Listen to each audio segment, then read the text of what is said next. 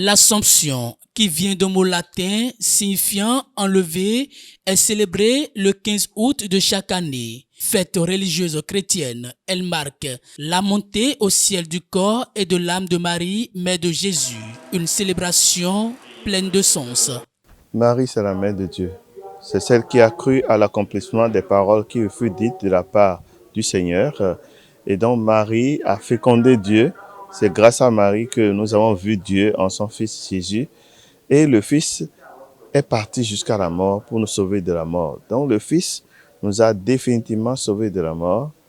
Marie qui la porte, Marie qui a donné son corps au corps du Christ, ne peut plus connaître la mort. Et donc, pour nous les chrétiens, Marie a été portée par les anges au ciel parce que son corps, comme le corps du Fils, ne peut connaître la pourriture. Et ce que nous fêtons en Marie, nous le fêtons aussi pour nous-mêmes. Parce qu'en regardant Marie, Marie est donc primée par le Seigneur et par conséquent, nous espérons que nous aussi, après les efforts de cette vie terrestre, nous pourrons un jour être couronnés de gloire et d'honneur de la part du Seigneur. Si Dieu est passé par Marie pour venir jusqu'à nous, nous n'avons pas d'autre route à prendre, nous n'avons pas d'autre chemin à prendre que Marie. Par Marie, nous allons à Dieu et grâce à Marie, nous pouvons tout avec le Seigneur. Marie, pendant tout le mois, les 12 mois de l'année, il n'y a pas un seul mois où on ne fête pas Marie. C'est vous dire que même l'Église a décrété que tous les samedis, on fête Marie. Marie est importante puisque c'est celle qui a cru à l'accomplissement des paroles qui furent dites de la part du Seigneur. C'est grâce à elle que nous avons reçu le Sauveur. Et Marie draine toujours du monde. Même en semaine que ça le dimanche, Marie c'est Marie. Elle a son secret, c'est la docilité à l'Esprit Saint. Et c'est à son école que nous pouvons aller jusqu'à Dieu. Et donc par conséquent, que ce soit en semaine ou le dimanche, je pense que cette fête-là, c'est pour cette raison qu'aujourd'hui même, on célèbre comme le dimanche. Et on célèbre habituellement ici 8 messes. Donc les 8 messes sont célébrées comme le dimanche. Bon, c'est sûr que parfois il y a des messes qui sont clairsemées, mais n'empêche que la plupart des messes sont bien fournies. Et Marie porte beaucoup de noms. Marie, c'est la joie. Marie, c'est la paix. Marie, c'est la docilité à Dieu. Marie, c'est surtout celle qui apaise, qui rassure. Aux noces de Cana, elle a rassuré les disciples. Faites tout ce qu'il vous dira. Et je pense qu'en regardant Marie, nous retrouvons la douceur divine. Et je prie pour que tous les peuples à travers le monde puissent avoir la douceur mariale. Et en fin de compte, c'est Marie qui défait les nœuds. Donc s'il y a des discussions, des rivalités, des guerres, prions Marie. Avec le chapelet, tout est possible.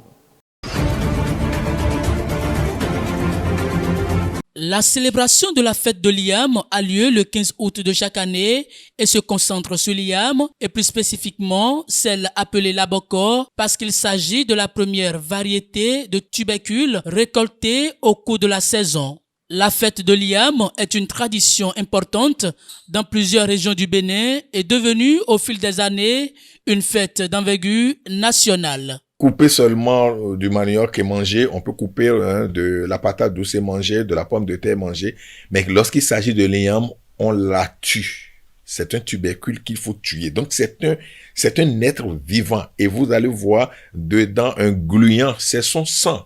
Et on tue d'abord ça pour les déités. Donc au-delà même du côté ration alimentaire, c'est d'abord comment on veut immoler un animal à une déité, et lorsqu'on immole l'animal à la déité, on mange le reste de la chair. L'igname est un ensemble de déités parce que je viens de démontrer que l'igname passe dans les 256 sphères du Fa. Or, chaque sphère du Fa est déjà une déité. Et donc, l'igname en son sein est une déité complète en son sein et qui regroupe un ensemble de lois et de principes. Et lorsque on la traite comme il le faut, je vous l'assure, c'est une manière de retrouver la santé, de retrouver la longévité et d'avoir toutes ces grâces derrière soi. Et c'est d'abord pour ça que le fond l'appelle Tevi, ce qui est debout. Et jamais vous n'allez déterrer l'igname et le voir ce tubercule couché dans la terre. C'est toujours debout. Le symbolisme, c'est que quand vous respectez les différents rituels, non seulement rien ne va vous mettre sur le lit, donc la maladie ne va pas vous s'imposer à vous, un accident ne va pas s'imposer à vous pour que vous puissiez tout le temps être couché, et vos biens seront aussi debout derrière vous, et c'est pour ça qu'on dit Tevi kontono mo tevi de même en TOND. Et donc, c'est pour dire, je serai en forme et tout ce qui m'appartient vont courir derrière moi. C'est beaucoup plus puissant que parler seulement d'une déité lorsqu'il s'agit de l'igname. Je dirais tout simplement aux Africains que nous sommes que les petites choses détruisent mieux que les grandes choses. Nous n'avons pas souvent conscience de cela. Quand un lion sort, tout le monde va se mettre à courir parce qu'on a vu le danger. Mais lorsqu'un moustique circule librement, on ne sait pas qui peut faire mal. Parce que petit à petit, goutte à goutte, le vin de palme remplit la goutte. Ce n'est pas le jour où vous avez de problème que le problème est venu. Le problème venait un peu. Et quand on fait cette cérémonie, on renvoie ce qui était amassé dans nos corps, les énergies négatives, les énergies contraires à la paix, contraires à la longévité, contraires à la bonne santé. On les nettoie et on devient une personne nouvelle, pleine de vigueur. Et là, vous profitez de la vie. Mais la plupart du temps, nous ne profitons pas de la vie parce que nous aimons être appelés des brebis, alors que même le Christ, dans sa famille, tout ce qui se fait comme cérémonie, on lui a fait ça, on lui a coupé le zizi, on lui a fait des cérémonies de sortie, on lui a fait tout. Et donc, je ne sais pas pourquoi nous n'allons pas respecter la connaissance, l'originalité même de la connaissance, puisque l'Afrique est 3 fois mère de la science, mère de la religion et mère de la technologie. Je ne vois pas pourquoi on ne va pas considérer la connaissance africaine comme étant la source de toutes les connaissances. Mes chers compatriotes, Congolaises, Congolais, durant les 7 derniers jours précédant le 64e anniversaire de l'indépendance de notre pays, nous avons vu la circulation de la ville de Brazzaville être fortement perturbée en raison de la préparation de la dite cérémonie. Si bien que le ministère de l'Intérieur et de la décentralisation et du développement local, à travers la Direction générale de l'administration du territoire, a interdit l'organisation des parades civiles et militaires dans les départements, sans être précis, à travers l'arrêté numéro 267 mi-DDL DGAT SEC du 13 août 2024. Sachant que le pays traverse une crise financière incompréhensible et inédite, le gouvernement préfère organiser des festivités qui, en réalité, ne seront pas une priorité pour le quotidien des Congolais, au détriment d'apporter des solutions idoines aux problèmes de l'existence même de nos concitoyens. Alors que, sous d'autres cieux, à l'instar du Bénin et de la République démocratique du Congo, les dirigeants s'abstiennent d'organiser ce genre de festivités car ayant conscience que dans les circonstances économiques effroyables, elles changent en rien la vie des citoyens. Mes chers compatriotes, Congolaises, Congolais, en ce qui concerne les accords signés avec la République du Rwanda, le gouvernement a fait preuve de manque de transparence totale et de cacophonie dans la mesure où il a fallu que le peuple congolais, tant de l'intérieur que de l'extérieur, les acteurs politiques de l'opposition et ceux de la société civile puissent s'exprimer en s'opposant farouchement à ces accords. Pour ce qui est de la création de 100 000 emplois promis pour l'année 2024, décrétée par le président de la République comme année de la jeunesse, pourquoi le gouvernement, par l'autruchement de son porte-parole, lors de son échange avec la presse le 12 août dernier, a finalement avoué l'absence de statistiques sur leur échec de la création de 10 000 emplois dans la fonction publique et de 90 000 emplois dans le secteur privé. Et leur volonté de vouloir échelonner ce mensonge grand texte d'État pour un objectif de 2026. Alors que ce même porte-parole du gouvernement affirmait bien lors de son compte rendu du Conseil des ministres du 18 janvier 2024 que le gouvernement avait pris conscience de la précarité des jeunes et devrait, dans l'urgence, agir en faveur des jeunes, en créant 100 000 emplois pour les jeunes congolais, en congolisant les postes et en optimisant le FIGA, la CPE et le FONEA. Il est donc plus que nécessaire que le peuple congolais en général et la jeunesse en particulier sortent de son mutisme et de son inaction afin d'agir pour la République, pour les intérêts nationaux, pour notre survie et notre existence, afin que dans les semaines à venir, qu'il y ait un véritable vent de changement capable de mettre hors d'état de nuire les ennemis de notre pays, ceux-là qui sont capables de vendre père et mère pour la confiscation du pouvoir coûte que coûte. Enfin, pour des raisons d'apaisement et de décrispation du climat politique, nous réitérons notre demande du 19 novembre 2022, où nous avons lancé une campagne nationale en faveur de la libération des prisonniers politiques, ce qui nous a même valu une privation de liberté durant pratiquement une semaine dans les geôles de la centrale d'intelligence et de la documentation à Pointe-Noire et à Brazzaville. Nous faisons un énième appel au président de la République, en cette période critique de notre existence, de prendre toutes les mesures en faveur de la libération des prisonniers politiques, dont le général Jean-Marie Michel Mokoko et André Okombri Salissa. Vive la République du Congo libre et prospère, vive le sursaut patriotique, vive la République du Congo unitaire, non à la cession des terres aux Rwandais, non à la vente des terres aux Rwandais, non aux accords avec le Rwanda, oui à l'annulation pure et simple de tous les accords signés avec le Rwanda. Je vous remercie.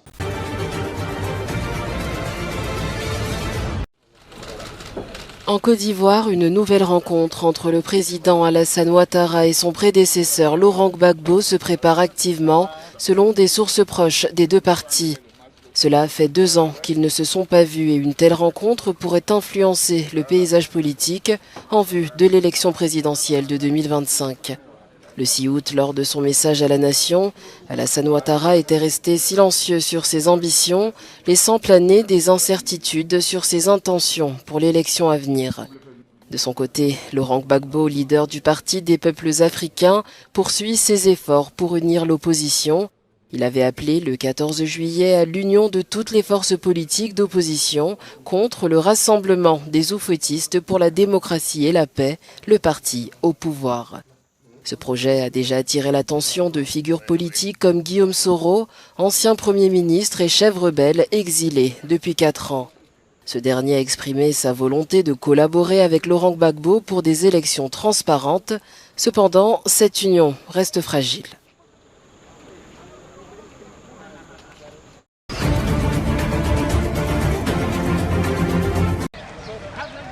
Des pourparlers de paix entre l'armée soudanaise et les forces de soutien rapide RSF débutent ce mercredi à Genève, en Suisse, sous la houlette des États-Unis. Cependant, les attentes sont faibles puisque la partie gouvernementale soutenue par l'armée régulière n'y sera pas représentée. Lundi, le commandant des RSF, le général de corps d'armée Mohamed Hamdan Daglo, alias Emeti, a exhorté l'armée soudanaise à participer aux pourparlers de Genève. Mais le chef de l'armée, le général Abdel Fattah al-Burhan, a réaffirmé le même jour que l'armée ne participerait à aucune initiative de paix qui ne garantirait pas la mise en œuvre des dispositions stipulées dans la déclaration de Djeddah de mai 2023. Le gouvernement soudanais estime que les États-Unis ne sont pas suffisamment engagés à obliger les RSF à protéger les civils dans le conflit qui a déjà fait au moins 150 000 morts et des millions de déplacés selon l'ONU.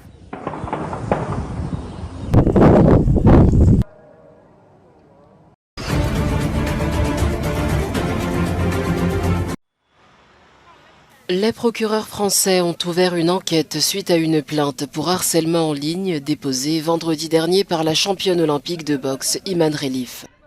L'athlète a été visé par des attaques en ligne après sa victoire en or dans la catégorie poids welter féminin. Ces dernières, qualifiées de misogynes et racistes, ont éclaté après son combat à Paris contre l'Italienne Angela Carin. Tout en appelant à la sensibilisation, Relif a exprimé mercredi son indignation. J'envoie un message à tous les peuples du monde pour qu'ils respectent les principes olympiques, conformément à la charte olympique. Il faut s'abstenir d'intimider tous les athlètes car cela a des effets massifs. Cela peut détruire les gens, leurs pensées, leur esprit et leur âme. Et cela peut aussi diviser les peuples. C'est pourquoi je leur demande de s'abstenir de tout harcèlement. Iman Relif a porté plainte contre des plateformes sociales dont X sans cibler d'auteurs précis.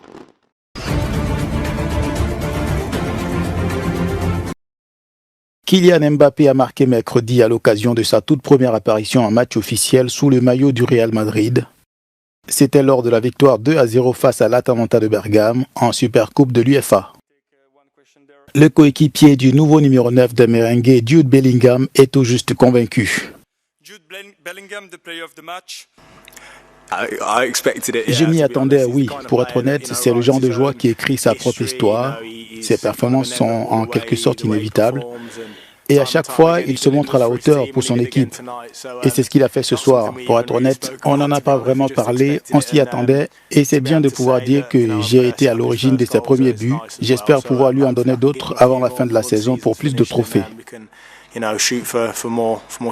Titulaire pour cette rencontre au Stade national de Varsovie, Mbappé a inscrit le deuxième but du Real à la 68e minute de jeu, après l'ouverture du score de Federico Valverde à la 59e. L'attaquant de 25 ans a cédé sa place à Brahim Diaz à la 82e minute de jeu.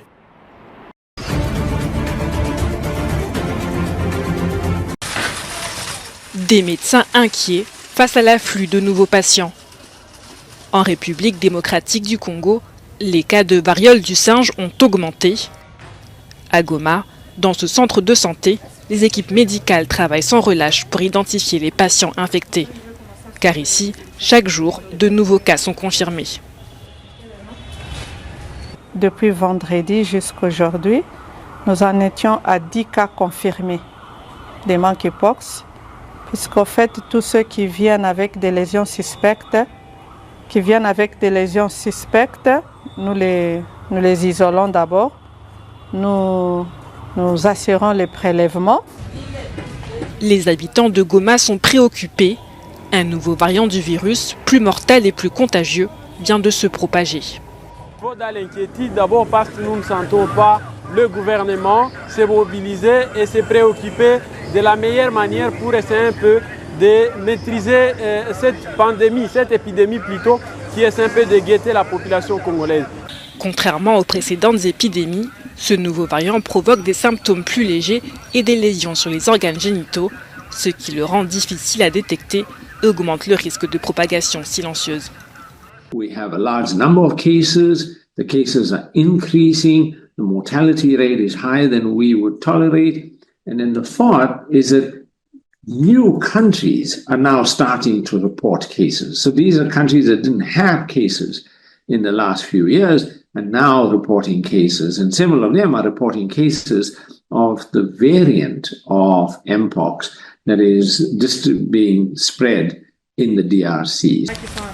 L'OMS a déclaré que les épidémies de variole du singe ont une urgence mondiale, avec des cas confirmés dans plus d'une douzaine de pays africains.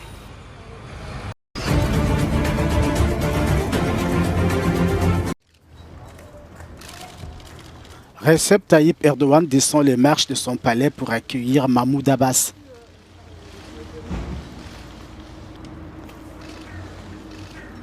Le chef de l'autorité palestinienne est arrivé en Turquie mercredi. Un voyage dans un contexte dominé notamment par la guerre entre le Hamas et Israël. Le conflit a constitué justement la toile de fond des échanges entre le président turc et son hôte. Les deux hommes ont évoqué entre autres les moyens à mettre en œuvre pour un cessez-le-feu permanent dans la bande de Gaza. Recep Tayyip Erdogan a notamment dénoncé le silence supposé des pays occidentaux face à la situation dans l'enclave palestinienne et a invité la communauté internationale à jouer sa partition pour la fin des hostilités à Gaza. Ankara a réitéré son soutien à la cause palestinienne. Mahmoud Abbas doit s'exprimer ce jeudi devant le Parlement turc. Le président Recep Tayyip Erdogan devrait prendre part à la cérémonie.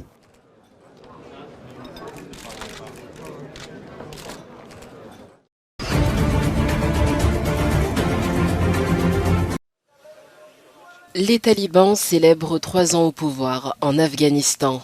Un événement qui a été marqué par une cérémonie prestigieuse ce mercredi à Bagram, l'ancienne base militaire américaine. Il y a 3 ans, les talibans prenaient le contrôle du pays après le retrait des forces américaines et de l'OTAN, mettant fin à 2 décennies de guerre. Depuis, ils sont passés d'insurgés à dirigeants, imposant leur interprétation de la loi islamique. Malgré l'absence de reconnaissance internationale officielle, les talibans continuent de renforcer leur légitimité à travers des réunions de haut niveau avec des puissances régionales. Tandis que le pays célèbre cet anniversaire sous la gouvernance des talibans, il reste isolé sur la scène internationale, mais solidement ancré sous leur autorité. Leur leader suprême, Hibatullah Akhundzada, au sommet d'une structure de pouvoir pyramidale, contrôle le pays.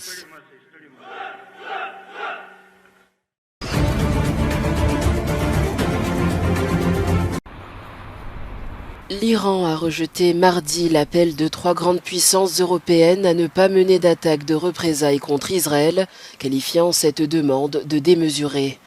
Les dirigeants de la Grande-Bretagne, de la France et de l'Allemagne avaient appelé l'Iran à la retenue après l'assassinat du leader politique du Hamas, Ismaël Haniyeh, à Téhéran.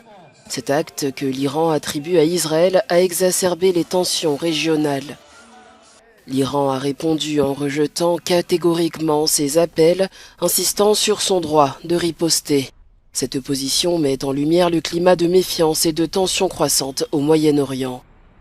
En parallèle, les efforts de médiation menés par le Qatar, l'Égypte et les États-Unis se poursuivent, cherchant à établir un cessez-le-feu entre Israël et le Hamas. Ces négociations, prévues pour reprendre jeudi, sont cruciales pour éviter une escalade. Rappelons qu'après plus de 10 mois de conflit, Gaza compte près de 40 000 morts selon le ministère de la Santé locale. Malgré les appels à la paix et les efforts diplomatiques, la région reste au bord de l'explosion.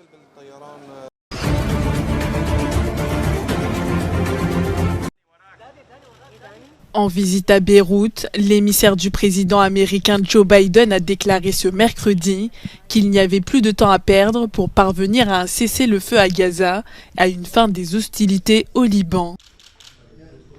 Il s'est exprimé lors d'une conférence de presse après avoir rencontré le président du Parlement libanais.